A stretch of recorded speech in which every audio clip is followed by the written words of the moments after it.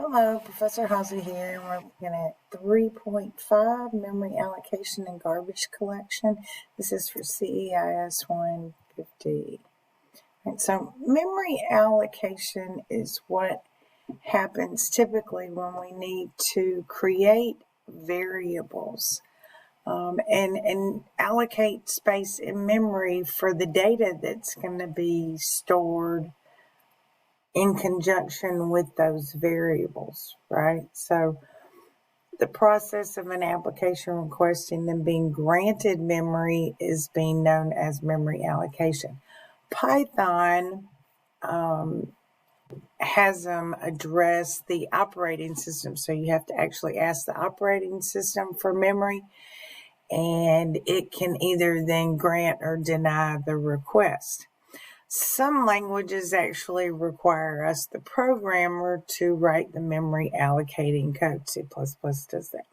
So the Python runtime handles memory allocation for us so that we don't have to do it intentionally.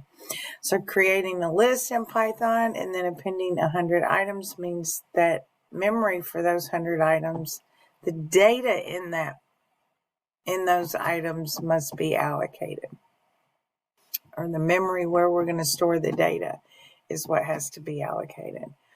Python runtime allocates memory for lists and other objects as necessary.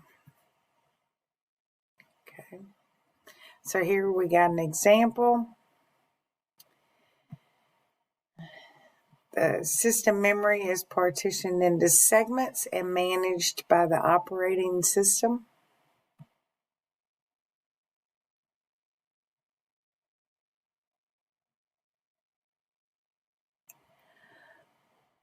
A Python application creates a list of 100 items. The Python runtime has allocated space for the list.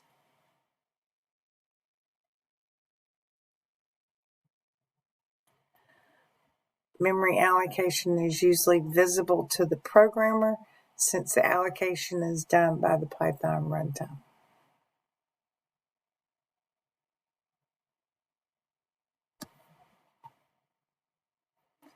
Okay.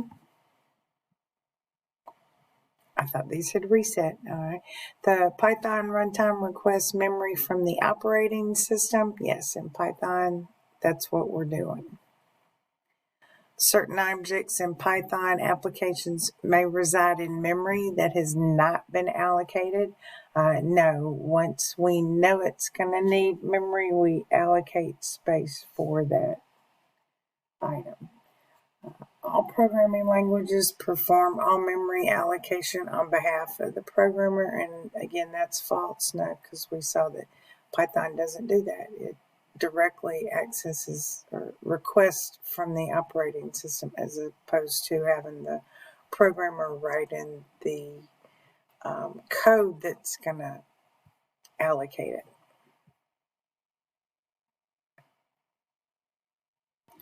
Okay, memory deallocation is the act of freeing memory that stores variables or objects once you're done with them, right?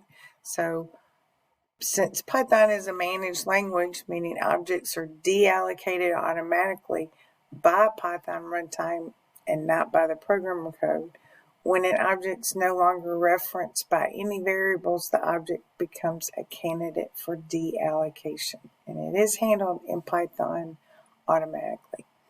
A reference count is an integer count that represents how many variables reference an object. When an object's reference count is 0, that object is no longer referenced. I know I've seen in code, this is declared but not used. Python's garbage collector will deallocate objects with a reference count of 0. However, the time between an object's reference count becoming 0 and it being deallocated may differ across different versions of Python. Okay, so here let's look at The variable string 1 is a reference to the Python string object. String 2 and string 3 both reference the computer science string object. Okay. The Python string object is referenced by one variable and therefore has a reference count of 1. The computer science string object RC is 2 because string 2 is referenced twice.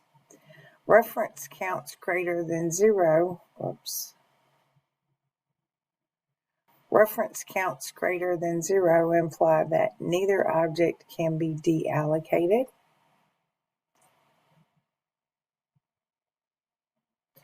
When string 1 is reassigned, the reference Zybooks string, the Python string object is no longer referenced and can be deallocated.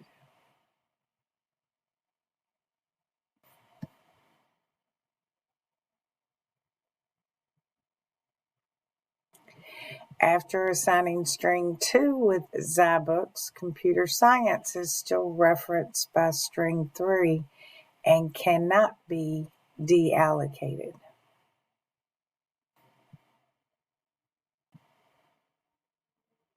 Okay, the Python garbage collector will eventually deallocate objects that are no longer referenced. Okay.